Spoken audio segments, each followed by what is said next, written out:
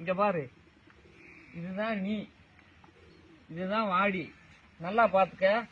என்ன பண்ணிட்டீங்கன்னா அப்படியே சர்ன்னு ஓடி போயிட்ட. அப்படி போக கூடாது. நல்லா கேட்டுக்க. இது வீரர்கள், உன்னை பிடிக்க போற வீரர்கள். நீ என்ன பண்றீங்கன்னா இங்கிருந்து 2 கொம்பை கிட்டு இந்த கொம்பை ஆட்டினீங்கன்னா இவங்க என்ன பண்ணிடுவாங்க, கொஞ்சம் விலகி நிப்பாங்க. இங்கிருந்து 4 காலையும் பூஸ்ட் பண்ணி ஒரு தவ்வு அப்படியே தவி இங்க வந்துடணும்.